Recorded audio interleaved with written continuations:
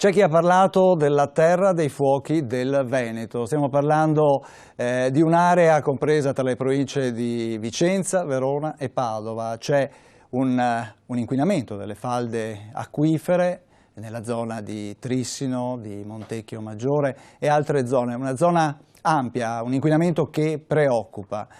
Un inquinamento da PFAS, sostanze perfluoroalchiliche. Di questo parliamo stasera a TV7 Match, cercheremo di capire qual è la situazione, che cosa si può fare, cosa si è fatto. Dopo la sigla, tra poco.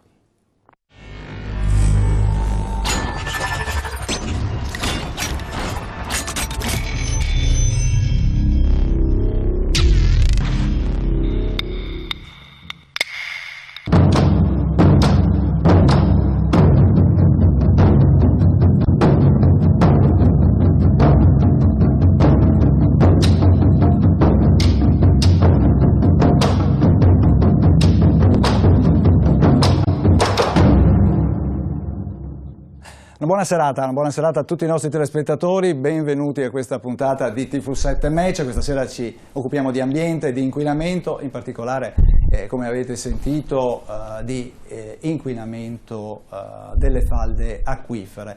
Una situazione che è andata via via peggiorando nella zona appunto tra il Vicentino, la provincia di Verona e la provincia di Padova. Un'area vasta inquinata da queste sostanze perfluoroalchiliche. Questa sera con i nostri ospiti, come dicevo, cercheremo di capire qual è la situazione, quali sono e se ci sono i rischi. Parleremo anche di queste sostanze per capire che cosa sono, come vengono utilizzate, e scopriremo che le utilizziamo praticamente tutti i giorni. Gli ospiti che ho in studio ve li presento subito, inizio dalla mia sinistra, Marina Lecis dell'ISDE, consulente ambientale. Lei fa parte dell'Associazione Medici per l'Ambiente. Buonasera, grazie di essere qua. Saluti a tutti. Buonasera a lei. Buonasera. Al suo fianco abbiamo Luca Tirapelle, che è avvocato relazione giuridica di Legambiente, se non sbaglio. Buonasera avvocato, grazie di essere qua anche lei. Al suo fianco Lino Conte, docente universitario a Padova, al Dipartimento Ingegneria Industriale. Buonasera professore, grazie di essere qua. Il nostro editore Ermanno Casen, buonasera Tullio, a lei. buonasera a tutti. E al suo fianco Luigi Lazzaro, presidente di Legambiente Veneto. Buonasera presidente, grazie anche a lei. Jacopo Berti, Movimento 5 Stelle. Buonasera a tutti. Oggi per voi è stata una giornata particolarmente vivace, proprio molto legata alla battaglia contro questo inquinamento. Al suo fianco Flavio Zambon, assessore all'ambiente del comune di Saregon. Sì, buonasera a tutti. Uno dei comuni purtroppo più colpiti da questo inquinamento. Allora, innanzitutto cerchiamo di fare il punto della situazione. Abbiamo preparato un breve servizio per presentare un po' quella che è la problematica. Allora ascoltiamo.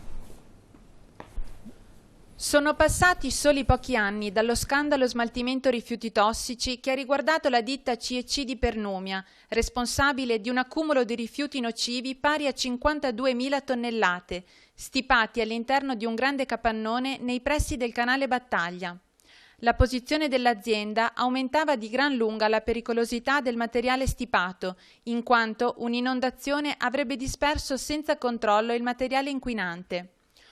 Dopo l'emersione dell'emergenza, attraverso le proteste della popolazione del territorio, la divulgazione del caso, grazie anche alle nostre reti televisive, ha portato nel novembre 2015 ad iniziare l'opera di bonifica. Purtroppo dobbiamo però tornare a parlare di inquinamento in Veneto e questa volta con cifre decisamente diverse. Sono 79 i comuni interessati dal problema, con una popolazione totale potenzialmente coinvolta di 400.000 persone. Responsabile del danno il PFOA, un composto chimico che viene utilizzato comunemente per rendere impermeabili le superfici ad acqua, olio e sporco, sintetizzato in Veneto dalla ditta Miteni SPA di Trissino, in provincia di Vicenza.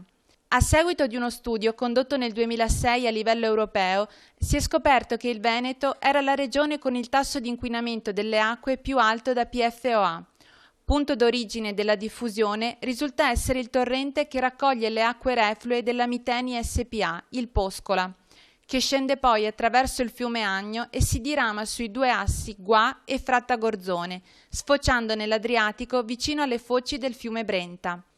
La zona contaminata riguarda quindi già un vasto territorio e visto che l'acqua sia di superficie che di falda è in costante movimento, l'ipotesi vede un aumento del raggio dell'area inquinata. La situazione preoccupa, soprattutto perché molte delle aree colpite sono zone di produzione di prodotti agricoli destinati alla distribuzione alimentare nazionale.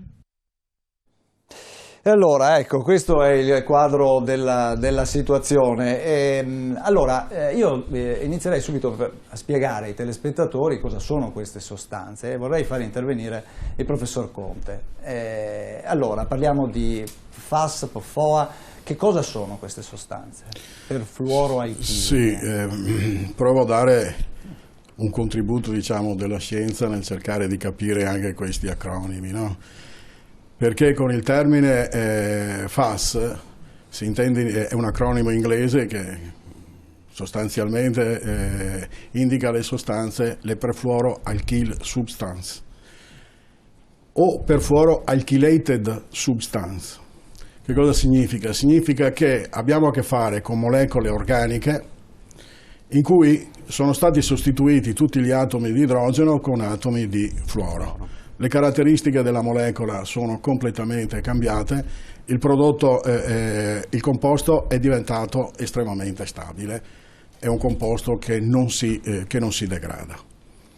E questo è importante che sia... Non si degrada, quindi una volta che è nell'ambiente... Nell'ambiente non si degrada e quindi si accumula, sono sostanze molto stabili.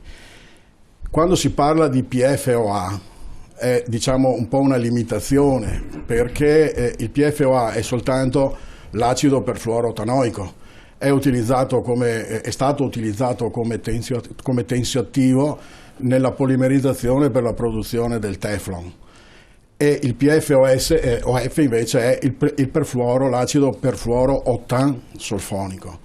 Allora queste sono le catene più lunghe, quelle con 8 o 10 atomi di carbonio. Comunque tutti questi composti fluorurati trovano applicazioni o come tali o legati ad altri substrati organici, sono utilizzati, come avete detto nell'introduzione, quindi non il PFOA, ma le molecole che se ne ricavano sono utilizzate per trattare le superfici, per renderle super oleofobiche e idrofobiche. Però questi prodotti sono utilizzati anche come tensioattivi, per esempio nella produzione delle schiume per spegnere i grandi incendi. Sono prodotti fluorurati utilizzati in campo medico, come trasportatori di ossigeno. A volte avrete sentito parlare del sangue artificiale, insomma, quindi trasportatori di ossigeno, perfusione di organi. Sono utilizzati per produrre anche vernici. Sì, quindi insomma un utilizzo molto, molto ampio. Poi sono tantissime sostanze, pensate che saranno migliaia di composti di cui utilizzati, sicuramente un migliaio sono utilizzate, lubrificanti, pensate alle scioline, insomma, ecco, che sono utilizzate. Certo. Quindi, le pentole come polimero fluorurato. Le pentole, quindi quelle inaderenti, diciamo. Sì, se sono in Teflon sono polimeri fluorurati, però il perfluorotanolico è stato usato nella produzione come tensioattivo, è stato utilizzato, poi certo. diventa Teflon, insomma, che è una sostanza estremamente stabile. Certo. Luigi Lazzaro, una zona estremamente ampia che risulta inquinata, è un inquinamento di oggi o un inquinamento antico, diciamo? Beh, c'è da dire che la persistenza appunto dell'utilizzo di questa tipologia, insomma, di inquinanti è molto più antica della Miteni, che abbiamo visto essere inquadrata oggi come fonte attualmente purtroppo tuttora dell'inquinamento sul territorio. In realtà sappiamo bene che lì, insomma, c'era prima altre imprese, tra cui insomma l'IVA, se non sbaglio, Marzotto, Rimar della Marzotto, sì. insomma, quindi diciamo che la persistenza della produzione 65, industriale evidentemente ha portato a un aumento di questa tipologia che capiamo, no? Sappiamo, abbiamo capito essere persistente, quindi non andarsene dall'ambiente, e in più intaccare anche quelle che sono le falde acquifere, ed è questo il vero nodo della questione, perché non essendo intervenuti in tempo, non essendosi accorti del problema e non avendo monitorato a sufficienza, evidentemente siamo arrivati in un punto tale per cui 79 comuni sono coinvolti e in cui i rischi per la popolazione cominciano a essere gravi. Siamo arrivati all'emergenza facendoci sfuggire un po' di mano quello che era invece un necessario controllo delle attività produttive e industriali del nostro territorio, che sono tante e che forse sono state così un po' lasciate senza controllo. Senza controllo. Marina Lecis, lei ha seguito da subito, da quando è che segue Allora, diciamo, come incarico ufficiale per fare le perizie e fare il ricorso al TAR, perché abbiamo impugnato con un gruppo di lavoro su incarico dei 5 Stelle che si sono mossi effettivamente in maniera tempestiva e in medicina democratica. Io me ne occupo da prima, però in maniera, diciamo... Ma lei quando ha iniziato? Lei io un paio d'anni che li studio. Sono da 2 anni. Un paio d'anni. Però la situazione, diciamo, del Vicentino, Veronese, Padovano dall'anno scorso praticamente, quando è arrivato questo incarico, perché l'Istituto Superiore della Sanità, diciamo che nel 2014 ha dato dei valori obiettivo. Per le acque potabili solo, questo va specificato, perché dal 2013 ufficialmente era stato detto da ARPAV che erano state riscontrate queste sostanze nelle acque potabili della zona più contaminata, quindi Sarego, Lonigo, Montecchio Maggiore, Brendola, ecco. E da lì, dal 2013 ad oggi, sono successe tante cose. Dovevano essere posti dei limiti molto restrittivi, la cosa non è stata fatta, anche perché ci sono delle indicazioni a livello internazionale, le best practice, ad esempio bastava seguire l'USEPA 2013 che ci dava anche dei limiti molto ristretti, poi li diremo perché non voglio dire troppi numeri adesso.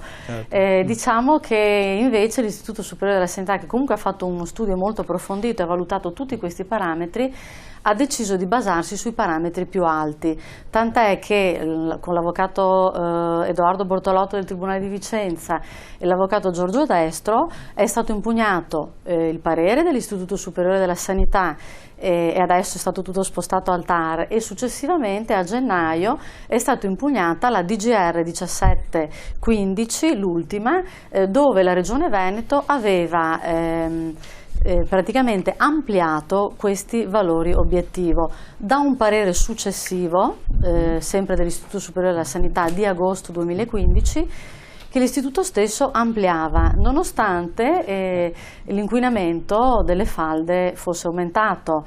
Adesso, ad esempio, siamo su scala europea e siamo più di 180 km quadrati. Quindi è un disastro ambientale su scala europea, già dichiarato 180, esatto. E interessa la falda del Misano, che è una multifalda, un sistema di multifalde, dove ci sono dei punti più inquinati e dove purtroppo a Sarego, che è il comune più sfortunato, e poi ve lo dirà l'assessore, esatto, passo la parola all'assessore. Allora, la situazione di Sarego è una situazione che diciamo, vi preoccupa da tempo.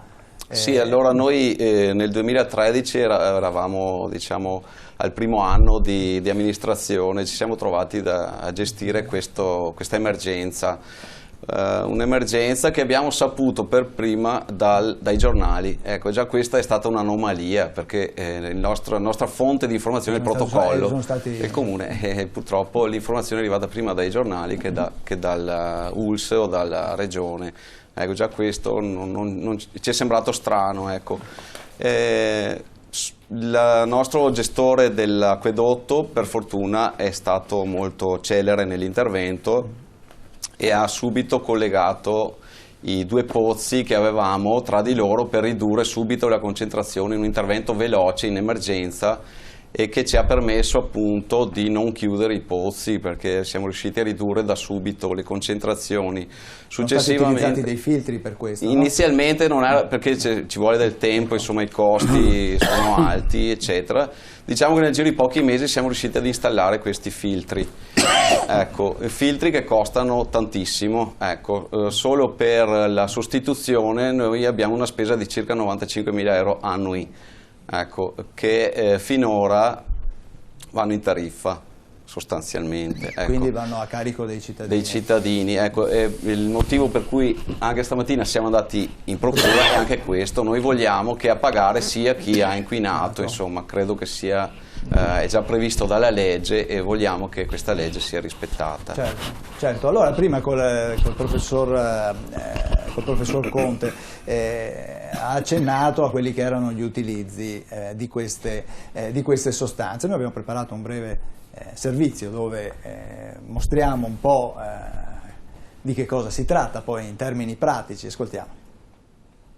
Di PFOA, il composto chimico di fluorocarbonio, se ne è sentito parlare fino al circolo polare artico. Anche qui infatti si sono rinvenute tracce di questa sostanza, della quale recenti studi hanno comprovato la nocività sia per l'ambiente che per l'uomo. Ma come è arrivato fin qui il PFOA? Forse non tutti sanno che il composto, tristemente noto per l'inquinamento acquifero nelle zone con industrie chimiche che lo sintetizzano, si trova anche nei componenti di molti prodotti di uso comune. Esempi si ritrovano in alcuni tipi di pentole, costruite con metodi che consentono ai cibi di non rimanere attaccati sul fondo durante la cottura, involucri per i cibi in sacchetto, prodotti per la lucidatura delle superfici e abbigliamento con parti in Gore-Tex. In generale in tutto quello che deve essere reso impermeabile ad acqua, olio e sporco. Ecco la risposta alla presenza del PFOA nel circolo polare artico. Sembra che i rifiuti lasciati negli anni da scienziati ed escursionisti, principalmente materiale in Gore-Tex, abbiano contaminato, anche se in minima parte, le acque di questa terra. Insomma, riusciamo ad andare a inquinare anche, ad esempio, in zone assolutamente, chiaro, percentuali minime, però le tracce restano proprio per il fatto che queste sostanze sono sostanze che non degenerano. Jacopo Berti, voi avete raccolto il grido d'allarme che è arrivato dalle popolazioni di questa zona, che ricordiamo tra l'altro è una zona che è già stata colpita e già interessata, è la zona delle concerie, anche quello ha avuto... Il problema, allora, prima di tutto ringrazio il lavoro che è stato fatto a tutti i livelli. Noi come Movimento 5 Stelle non abbiamo fatto nient'altro che dare voce a cittadini, associazioni, a chi già magari da tempo ci lavorava, e abbiamo sentito la necessità, in qualità appunto di rappresentanti all'interno delle istituzioni, di andare poi a portare avanti queste battaglie. Io però vorrei anche chiarire che ci troviamo di fronte a un problema molto molto serio. Perché lo dico? Perché vorrei dare anche degli ordini di grandezza per far capire. Quando noi parliamo di 400.000 persone coinvolte, stiamo parlando di qualcosa di enorme. Negli Stati Uniti c'è un caso simile di un inquinamento per gli stessi problemi, queste stesse sostanze chimiche. Ne hanno fatto un problema, hanno bloccato praticamente gli Stati Uniti, ne stanno parlando tutti i più grandi quotidiani, e sono 70.000 persone coinvolte e molto più bassa la concentrazione. Addirittura hanno distribuito bottigliette d'acqua a tutta la popolazione perché non bevano, per evitare i rischi. E qua da noi invece abbiamo fatto un consiglio straordinario e ci hanno cacciato ci hanno detto che siamo dei cacciatori di streghe e che addirittura volevano denunciare noi per procurato allarme. Allora, questa è una cosa di una gravità assoluta per un semplice motivo. Bisogna fare informazione, perché informare vuol dire guardare negli occhi un problema, affrontarlo e risolverlo. Cosa sta facendo il Movimento 5 Stelle per risolvere questo problema? Prima di tutto, un anno fa abbiamo fatto un esposto contro questa Miteni, ma ci siamo trovati di fronte a un problema incredibile. Bisogna dirlo perché molti l'hanno detto prima di me, ma voglio ribadirlo. Oggi non esistono limiti. Non esistono limiti ad oggi. E fino all'anno scorso non c'era nemmeno il reato, perché mancava il reato di danno ambientale. Il reato adesso è stato introdotto grazie al Movimento 5 Stelle e grazie ad altre forze politiche. I limiti abbiamo fatto ricorso al TAR. Ringrazio qui presenti per la forza unita senza spille e spillette di partito, che stanno portando avanti per far introdurre questi limiti, per dare degli ordini di grandezza. 70 nanogrammi litro è il limite negli Stati Uniti, 100 nanogrammi litro è il limite in Germania, a Sarego in alcuni pozzi sono stati trovati 25.000 nanogrammi litro. Questo per far capire la situazione a cui siamo di fronte.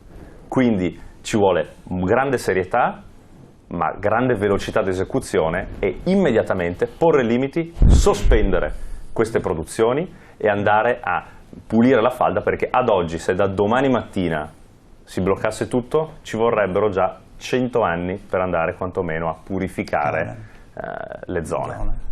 Ecco, Sarego a quanti chilometri è dalla ditta, dalla sede della Miteni? Sarà una 20 km circa, sì. Circa 20 km. Ecco, la falda cammina con una velocità molto modesta, per cui quello che è stato riversato qualche anno fa ce lo troviamo oggi. No, infatti volevo chiedere al professor Conte, come è spiegabile un'area così vasta? È un inquinamento, tra virgolette, che parte da lontano? Sì, probabilmente è un inquinamento che ha qualche anno, è come quando ci si è accorti dell'azione dei freon sul buco, sullo strato di ozono. Quello che si vedeva era il risultato di anni e quindi anche qui non possiamo immaginare che sia qualcosa che è successo oggi. Questi prodotti sono utilizzati, io sono anche persona, insomma, cerco di mantenere anche un equilibrio. Mi è difficile pensare che un giubbotto di Gore-Tex possa inquinare il Polo Nord, insomma. No, beh, ma lasciandolo comunque però abbandonato. Sì, però no, è fatto in un materiale che non può. Però detto questo, io poi lascio i numeri, perché qui ho sentito dei numeri, no? Siccome io sono stato coinvolto sull'argomento dal Centro Veneto Servizi, da Acque Veronesi, da Acque del Chiampo, e quindi insomma l'argomento l'ho trattato. La mia funzione qui è soltanto una funzione, l'ho detto fin dall'inizio, di persona dell'università, quindi lascio da parte quelle che sono le mie convinzioni. Ci sarà qualcun altro che dirà i valori, i limiti, quelli che sono stati posti dall'Istituto Superiore di Sanità, che sono dei limiti di performance e che non devono essere superati, e in qualche paese sono limiti ben superiori di questi nostri. Certo. Ecco, avvocato Tirapelle, però manca la normativa, diceva prima Berti, cioè si è attento al microfono. Ma credo... Ecco, dopo vediamo se riusciamo a... Sì. In realtà la normativa attraverso come dire, l'evoluzione giurisprudenziale, l'elaborazione giurisprudenziale, era stato costruito anche in passato la figura del cosiddetto disastro ambientale, che evidentemente ai vuoti legislativi colposi o volontari, poi magari insomma avremo modo di parlarne più diffusamente. Fortunatamente la prudenza dei tribunali è riuscito a elaborare questa figura prima innominata, che scontava dei limiti, nel senso che il disastro ambientale prima era considerato come costruzione un reato di danno, cioè occorreva effettivamente l'esistenza di un danno. Ora, con l'introduzione della legge 68 del 2015, che ha introdotto gli ecoreati, il disastro ambientale è una norma di pericolo concreto. È chiaro che nella situazione di cui stiamo discutendo non possiamo neanche ragionare in termini di pericolo, perché evidentemente ci sono già delle situazioni di allarme che possono portare a pensare come dei danni effettivamente si stiano verificando o si siano verificati, tant'è vero che le stesse ordinanze di divieto e uso irriguo delle acque o a fini di abbeveraggio degli animali evidentemente danno la misura dell'allarme o comunque della concretizzazione di un danno. Le normative ci sono, ma al di là di questo io vorrei brevemente ricordare a tutti noi, ma anche insomma, quelli che istituzionalmente maneggiano, respirano a più alto livello le leggi, abbiamo delle norme costituzionali che dovremmo ricordare un po' più spesso. E faccio riferimento all'articolo 41 della Costituzione che dice l'attività economica è libera, ma il legislatore evidentemente si ferma a questa prima linea della Costituzione, dimenticando quello che c'è dopo, e cioè non deve essere esercitata in modo da arrecare danno o arrecare rischi alla sicurezza. Quindi stiamo parlando di attività queste che sono incostituzionali. Quindi anche il fatto di andare a cercare il soccorso da parte di norme specifiche introdotte è comunque certamente un di più che ci aiuta, ma sono eccentriche allo stesso dettato costituzionale determinate attività. Certo. Professor Casen, allora non ci smentiamo e riusciamo ad avvelenarci da soli? No, non credo che sia un problema di autoavvelenamento. Io credo che ormai abbiamo la consapevolezza che l'uomo ha un livello di consumo di molti prodotti che per arrivare a un'economia che stiamo vivendo in questo momento comporta un livello di inquinamento. Qualsiasi cosa facciamo, se accendiamo l'auto e andiamo in ufficio, piuttosto che gettiamo la spazzatura o facciamo una raccolta differenziata, comunque alteriamo l'ambiente. Siamo troppi, abbiamo troppa, capacità di consumo o di spreco, e quindi si arriva a questo punto. Questo concetto, che è un concetto globale, perché poi questo inquinamento non è prettamente dell'area veneta piuttosto che di altre aree, ma sta diventando sempre più esteso, e questa estensione arriva alla Cina, perché la Cina sta producendo tutte quelle cose che noi tendiamo a non produrre più per motivi di inquinamento. Quindi è un problema globale. In questa globalizzazione dell'inquinamento, perché c'è una globalizzazione della produzione, è necessario che ci sia un principio che regolamenti questa situazione. Ovvero, io mi rifaccio un po' a quelle che sono le industrie farmaceutiche, che sono molto più legate a produrre delle cose che creano degli effetti di cui loro sono chiaramente responsabili in forma diretta. Quindi devono fare una preanalisi di quello che producono, dei eventuali derivati, e di conseguenza devono garantire che il prodotto che fanno, proprio perché viene assunto da persone o da animali, eccetera, abbia caratteristiche positive e non caratteristiche negative. Da questo concetto, che è tipicamente delle case farmaceutiche, invece non vengono incluse tutte le altre aziende che producono comunque beni di primaria o secondaria necessità, che però l'effetto dei sottoprodotti che fanno o dei prodotti che producono non sono tenute a garantirli. Cioè, quelli che fanno le pentole in teflon, ammesso che queste possono essere più o meno tossiche, non hanno obbligo di dire questo va bene e quello va male. Se un domani un terzo interessato scopre qualcosa, allora solleciterà le autorità, che con la lentezza tipica della burocrazia provvederanno a creare dei regolamenti, e allora a questo punto quella industria sarà imbrigliata in un regolamento e allora sarà costretta a avere determinate caratteristiche di produzione. Ma questo non è un sistema. Io credo che bisogna entrare in un altro meccanismo, quello di autotutela o di tutela dell'ambiente. Cioè io produco una cosa e so quello che produco e so quello che uso, e io garantisco che la mia produzione, salvo che non siano effetti non prevedibili, non inquini l'ambiente. Ma sono io produttore. Non può essere un terzo a venire a dire ma io ho mal di testa, chissà se sei tu che mi lanci delle onde elettromagnetiche, eccetera, perché abbiamo una strana sensibilità, per esempio.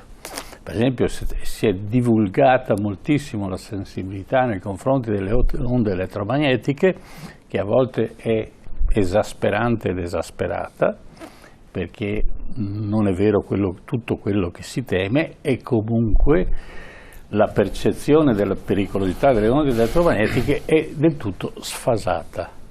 Se io davanti a casa mia c'ho un pilone con la telefonia mobile che lancia le onde elettromagnetiche, mi preoccupo perché è alto e grande.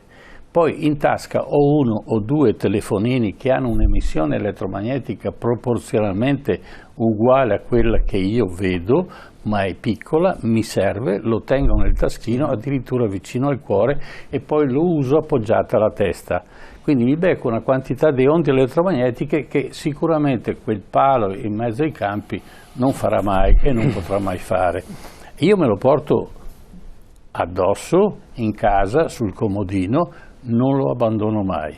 Allora, è una questione di cultura questa, di cultura sia nei confronti di chi produce inquinamento o che produce qualsiasi cosa, che deve essere lui l'autoreferente per cautela di quello che fa.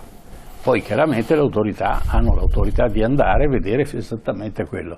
Quindi io produco questa cosa e mi autocertifico, perché dobbiamo smettere di aspettare che si muova l'autorità, non arriveremo mai a capo. Io mi autocertifico, presento questa autocertificazione come fanno le compagnie farmaceutiche, vanno al Ministero della Sanità e dice io produco questo, non fa male, fa bene per questo, questo, questo, e non ha queste controindicazioni e ha questa cautela da mantenere. Allora a questo punto noi possiamo pensare che il cittadino viene protetto, ma se mi vengono a dire oggi che hanno scoperto ancora 40 anni, 50 anni fa che questo prodotto era tossico e guarda caso, siccome non c'era la legge, io posso continuare a produrre all'infinito, allora la cosa diventa estremamente grave e soprattutto illogica, cosa che nel diritto inglese anglosassone non c'è. Se tu hai fatto questa cosa e abbiamo accertato che se la causa e l'effetto è quello che abbiamo visto, comunque sei incriminabile indipendentemente dalla conoscenza della provenienza della parte, diciamo, dell'oggetto tossico.